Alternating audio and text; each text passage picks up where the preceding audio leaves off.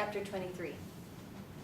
After Nuada's return early the next morning, Sorbima stood with them outside the village, watching the army go to battle. The Vashad Thanes led the way, with Nuada riding Pan at their head, their orange banner fluttering in the breeze. They moved as one, silent and purposeful, swords and shields glittering in the early morning sun. Behind them came the troop of black horses, lightly armor-clad like their riders, spears resting along saddles. Dan sensed the horses' excitement, barely contained by gentle prompts and soft, reassuring words. Next marched the foot soldiers, hundreds of tall, red-haired men and women. Some carried swords, and all had bows and arrows. They had 2 quivers cross-slung over their shoulders, each full of orange and black feathered arrows. Dan gasped as he saw the final regiment of this impressive army. He couldn't speak, and instead gripped Sarah's arm and pointed.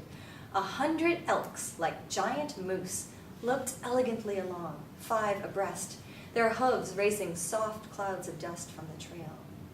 Each elk's antlers formed a massive single sheet up to 4 meters across, from which sprung a series of pointed horns. The spread of their antlers formed a solid wall across the track. These magnificent animals were over 3 meters tall. Astride them were warriors very different from the Danans, small, wiry men with curled dark hair, wizened features, and bright, piercing eyes. Their tiny, bare-soled feet spurred the elks, but their arms were astonishing. Twice the length of their short legs and thick with sinewy muscle, they curved and stretched around their mounts' antlers, guiding and steering them. Long, strong fingers gripped and interlaced their horns.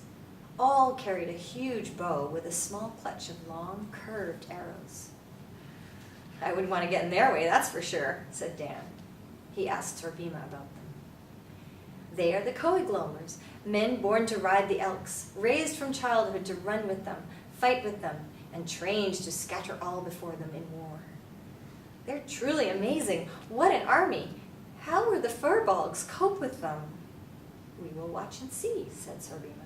Following the elks, pulled on wooden rollers by 6 strong men, came the cauldron of Dagda to feed the army. Sorbima and the children walked behind, past the field at Tara, to a hill overlooking the battlefield, the plain of Moitura. They looked in awe at the scene before them. The Furbolgs were drawn up at the widest part of the plain. Their front line was almost 2 miles wide, thousands upon thousands of warriors, massed in line abreast with leather shields, swords, and spears at the ready. Dressed in fur skins with gaudy painted faces and bodies, they presented a staggering sight. Behind the front line, they were at least 20 men deep, a solid army of over 50,000. Sarah was pale as she watched the Danans line up. "Dan, they're completely outnumbered. They'll have no chance against them. Just look at their force. And listen." They heard the Furbolgs chant their war cry, "Ray, ray, ray, ray, ray, ray." Their throaty roar washed over them, and Dan shivered. He took in the rest of the scene. Behind the Furbolgs, the ground was stony and deeply ridged, and to their left was a winding river, fast-flowing and rock-strewn. In a line stretching up their right was a row of part-ruined towers, behind which sheltered a small group of archers. Dan frowned and nudged Sarah. "Look, it can't be, but it's the Mistleys' clock tower." "What? So it is, but there's no clock." The tower stood proudly, tallest in the line, its stonework undamaged, its shape perfectly silhouetted in the sun, which broke through the gray clouds above the battlefield. Sorbima said, "Nuada has a plan which will win the day. The Furbolgs are lined up to defend. They know we will attack, and in their strategy lies defeat."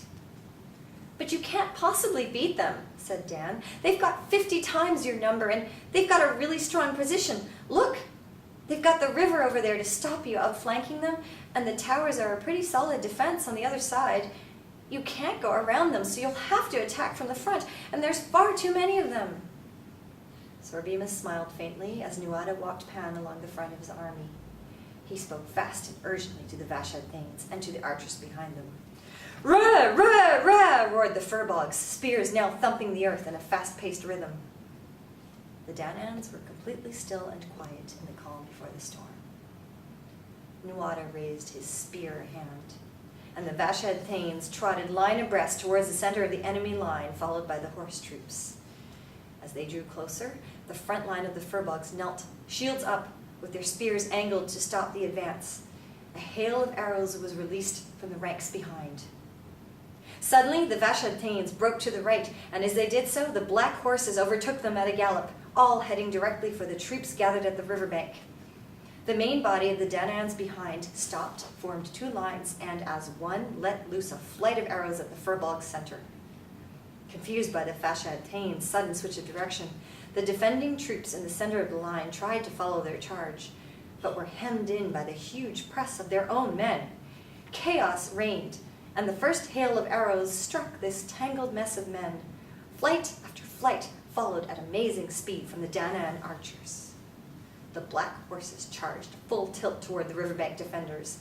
The whole of the Furbolg's line started to dissolve as the men in the center tried to push towards the Danaans, but there were simply too many warriors blocking the way, all trying to move to the river.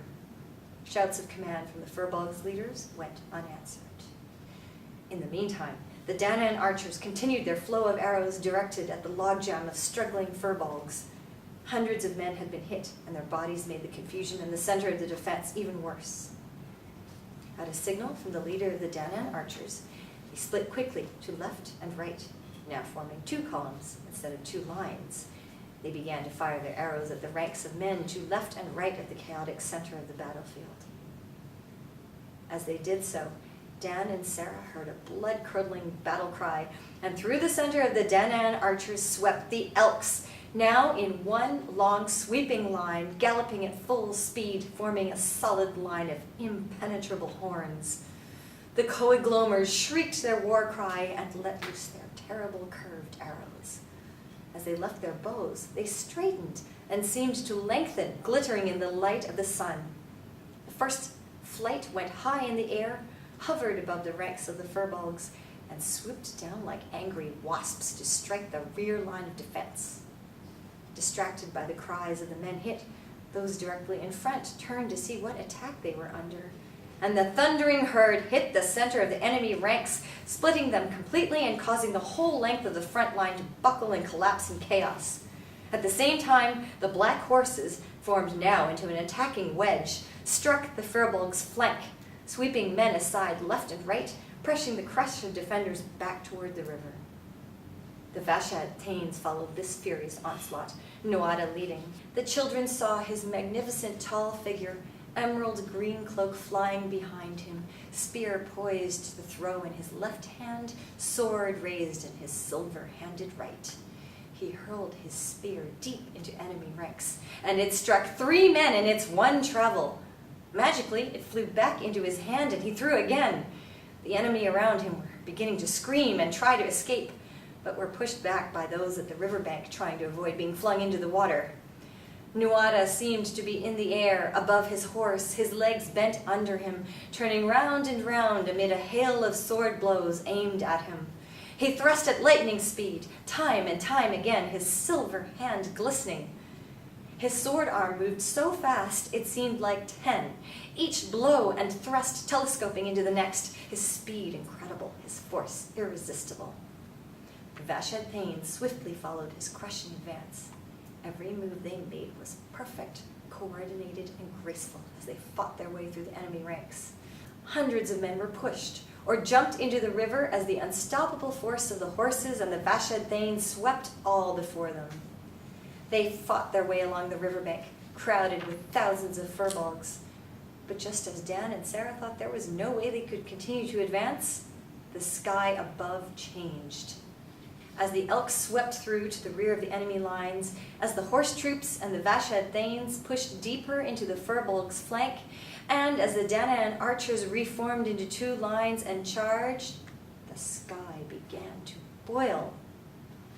At first, the patterns of clouds seemed random, swift, scudding shapes fleeting across the sun's rays, but sparks of lightning energized them, whipping like snakes, crackling faster and faster till the rolling thunder which crashed from the air around them forced the sparks of lightning into one huge electrical charge which exploded in the sky.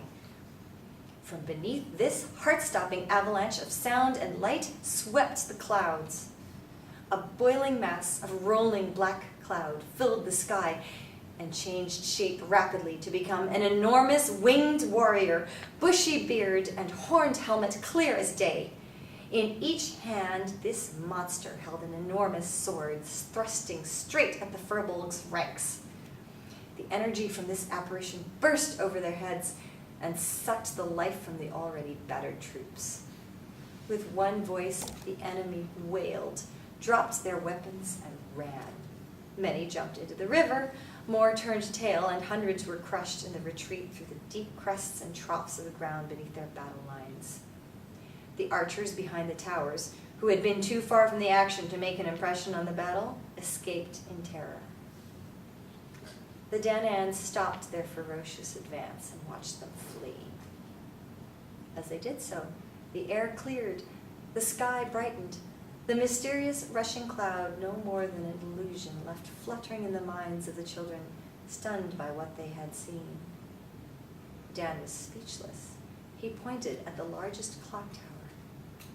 It now had a clock face, its hands frozen at the time, 11 o'clock, exactly the same as the Mistleys' tower. Sarah nodded, also dumbstruck. How had that happened? Sorbima broke the spell. She quietly spoke. I must look to the wounded.